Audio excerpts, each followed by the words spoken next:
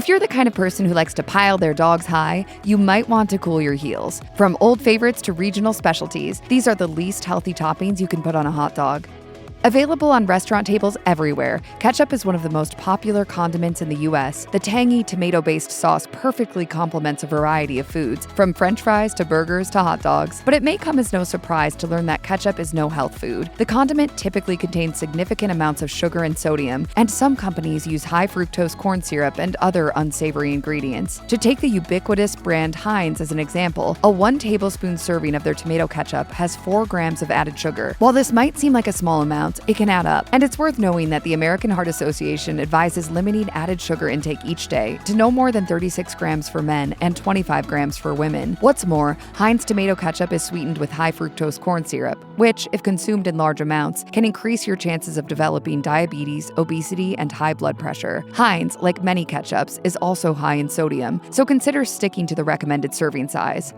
Whether sprinkled on top or melted, cheese is a delicious addition to just about anything, hot dogs included. I can ignore the cheese. Yeah, I'm sorry, can't do it. All right, then screw it. While fine in moderation, cheese can be unhealthy when consumed in excess. That's because many varieties contain saturated fat, which can increase the amount of bad cholesterol in your blood. The U.S. Department of Agriculture's dietary guidelines for Americans advise that saturated fat should make up no more than 10% of your daily calories. Additionally, cheese can be high in sodium. An ounce of cheddar cheese, for example, has about 190 milligrams of sodium. But if you choose a more processed cheese product, like Velveeta, a single ounce packs a staggering 390 milligrams of sodium, 17% of the 2,300 milligrams that the FDA recommends people consume in a day. Add in the sodium from the hot dog itself and any other toppings, and it's easy to see how anyone can easily overdo their sodium intake. When choosing a cheese to top your hot dog, you'll want to look for minimally processed options. And beware, some packaged cheeses and cheese sauces are also made with artificial additives and preservatives. Sour cream has many uses in cooking, but it's perhaps best known as a condiment, topping the likes of baked potatoes, tacos, and chili. You can add hot dogs to that list too, as sour cream on a dog makes for a deliciously tangy and creamy combination of flavors. But, as you may suspect, sour cream also tends to run high in fat and calories. It's worth remembering that everyone's dietary needs and priorities are different, of course, but if you're concerned about the nutritional values of sour cream, you may want to limit your intake or choose reduced fat varieties. As an example, let's take a look at the popular brand Daisy. A 2 tablespoon serving of Daisy sour cream contains 3.5 grams of saturated fat. While this doesn't seem like very much, it's actually 18% of the recommended daily amount. By comparison, the brand's light sour cream has only 1.5 grams of saturated fat. Other brands may add preservatives and filler ingredients, so make sure to always read the label. Even then, with most sour creams, it's completely fine to enjoy them as an occasional garnish or topping. Chili dogs look a little different from state to state, but at the end of the day, they're made by combining 2 of America's favorite foods, hot dogs and chili. Lise, check it out. Time for chili. I saw it, Bart. You're just mad because there's no cluck in your hat. Unlike the chili you may enjoy in a bowl, however, hot dog chili doesn't typically contain beans. Instead, it's more like a thick meat sauce, often flavored with spices and vegetables. If you go the canned chili route, sodium and saturated fat are going to be your biggest concerns. One popular canned offering, Hormel No Beans Chili, contains 990 milligrams of sodium per 1 cup serving. That's 41% of the recommended daily value for sodium. To put things into perspective, the FDA considers any food with over 20% of the daily value to be high in sodium. Forget the hot dog. You can come close to reaching about half your daily allotment for sodium with the chili alone. Meanwhile, a serving of Hormel chili packs 5 grams of saturated fat, which is also high according to the FDA's standards. Plus, the presence of fillers such as oatmeal and soy suggests that this chili isn't made with the highest quality ingredients. If you're set on making chili dogs, make sure to always read the label on the back of the can. Another option is to make your chili from scratch, so you can control the ingredients it contains.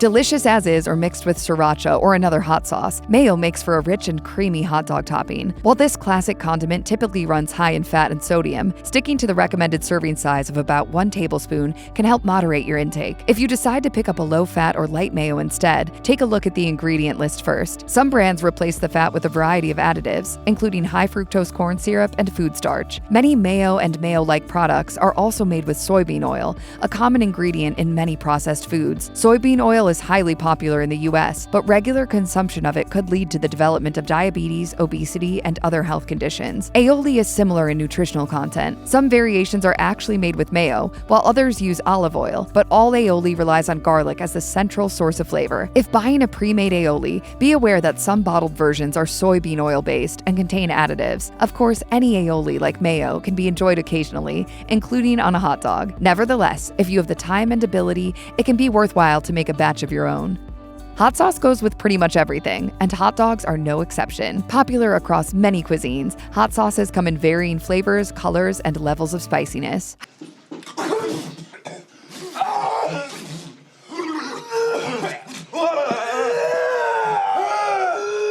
However, other than the sensitivity that some might have to the spice, hot sauces can contain a lot of sodium, sugar, and additives. For example, Frank's Red Hot Hot Honey Sauce has 480 milligrams of sodium and 6 grams of added sugar per serving. Luckily, a serving is 1 tablespoon, and most people won't use much more than that anyway. Even so, the sauce's sodium levels are considered high according to the FDA's guidelines. Another popular option, Louisiana hot sauce, packs a lot of sodium into an even smaller serving size. 1 teaspoon has 200 milligrams of sodium. A tablespoon is equal to 3 teaspoons, so if you were to eat a tablespoon's worth of Louisiana hot sauce, you'd consume roughly 600 milligrams of sodium. This highlights the importance of reading the label, not only for the ingredients and nutrient content, but also for the recommended serving size.